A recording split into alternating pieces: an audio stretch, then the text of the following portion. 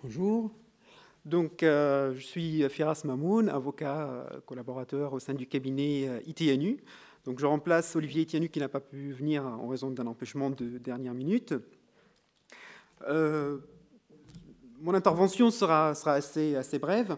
Donc, la question de l'identité numérique est intimement liée à la confiance, donc à la notion de confiance, cette confiance qui est la pierre angulaire de tout système d'identification, puisque, en réalité, quelle est la valeur d'une identité sans confiance et sans fiabilité?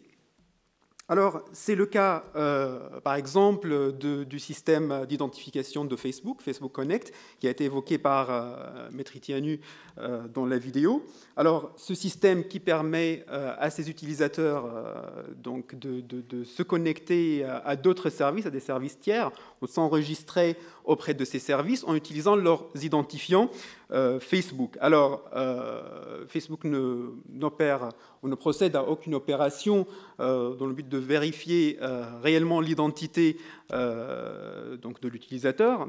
Il se contente d'envoyer un email, donc il suffit d'avoir un email valide et le tour est joué.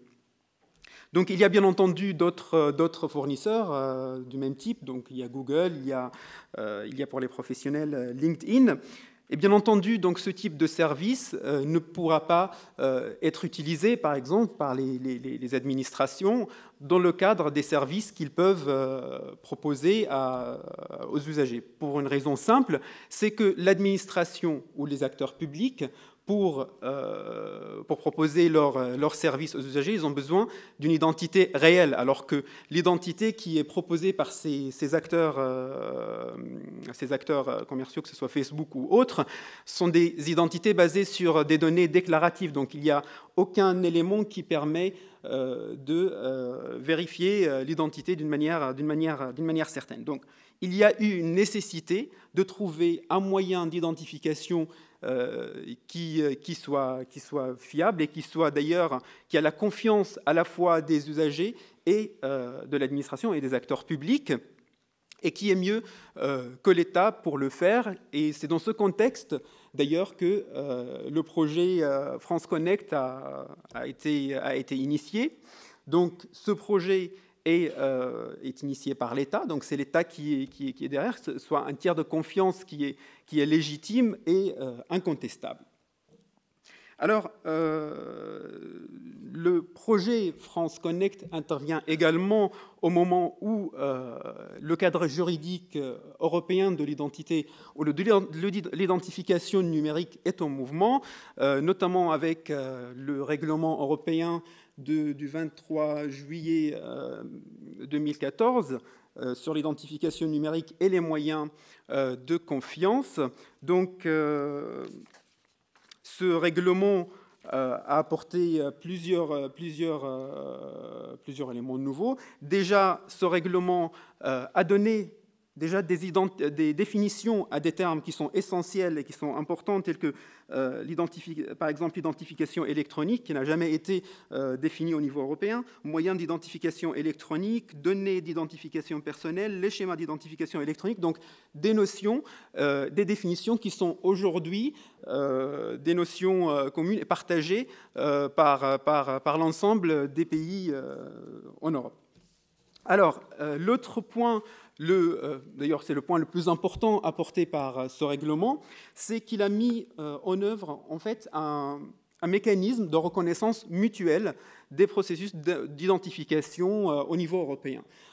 C'est-à-dire que lorsqu'un État utilise un système d'identification dans un service public, il a la possibilité de le notifier dans le cadre du règlement européen, et à ce moment-là, et sous certaines conditions, les autres États membres, ils ont l'obligation de reconnaître donc ce système d'identification. C'est-à-dire qu'on peut utiliser ce système-là pour accéder aux services publics de ces États membres, bien entendu sous certaines conditions techniques qui seront à préciser ultérieurement dans le cadre de ce règlement. Alors, l'impact pour un citoyen, par exemple, si on prend l'exemple donc de France Connect, si l'État français décide de notifier ce système donc dans le cadre du règlement, eh bien, les autres États membres vont être obligés être obligés de le reconnaître. Donc, on pourra, par des identifiants France Connect, se connecter à des services publics à l'étranger, comme par exemple se connecter à un site d'université à l'étranger et de s'inscrire par des identifiants France Connect. Ou, par exemple, on pourra déclarer ses impôts, j'en sais rien, en Belgique, par exemple, en utilisant le site des impôts belges, alors qu'on est à partir de la France, et en utilisant ces identifiants. Alors, je précise seulement que le règlement européen, en tant que règlement, il est différent d'une directive, donc il est d'application directe, c'est-à-dire qu'on n'a pas besoin de le transposer dans la loi interne donc, des États membres. Donc il est applicable de la même façon dans tous les États membres. Donc la marge de manœuvre d'ailleurs est réduite des États membres pour essayer un petit peu de modifier, puisqu'il est applicable en l'état tel qu'il est. Alors, enfin, quelques enjeux qui me paraissent importants aussi à souligner concernant l'identité numérique. Donc, il y a plusieurs enjeux, à commencer par la protection des données à caractère personnel et en passant notamment par la sécurité. Alors, en ce qui concerne la protection des données à caractère personnel, il y a des questions qui peuvent être posées, comme par exemple, quel est le degré de contrôle de l'usager de ces données, éventuellement, en ce qui concerne l'exercice de ces droits qui sont garantis par la loi informatique et liberté, tels que le droit d'accès, le droit de rectification ou d'opposition, comment il va les exercer? Est-ce que ça sera par un service centralisé, par le service France Connect, où il doit contacter tous les acteurs, etc., qui sont en lien avec France Connect. Alors, il y a plusieurs aspects, plusieurs enjeux là-dessus. Maintenant, on peut aussi, il y a l'enjeu de la sécurité, on peut parler de la sécurité et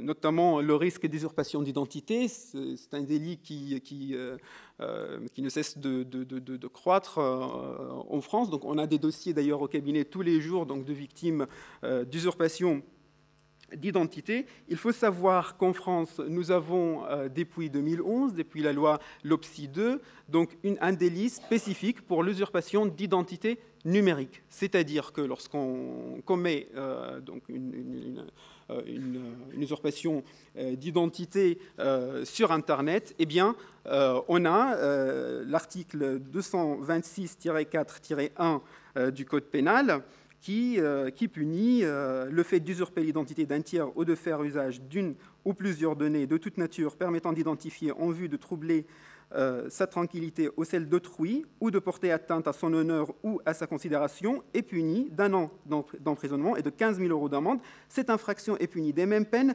lorsqu'elle est commise sur le réseau de communication au public en ligne. Il faut savoir qu'en fin 2014, il y a eu le premier jugement qui a fait application donc, de cet article et qui a condamné une personne donc, au titre de cet article pour usurpation d'identité numérique. Il s'agissait d'une affaire d'ailleurs concernant la maire de 7e arrondissement de Paris, Rachida Dati, et c'était à l'époque une usurpation de son site internet. Voilà ce que je voulais vous dire en quelques mots. Je pense que cet après-midi, donc ces enjeux seront développés et bien d'autres. Merci.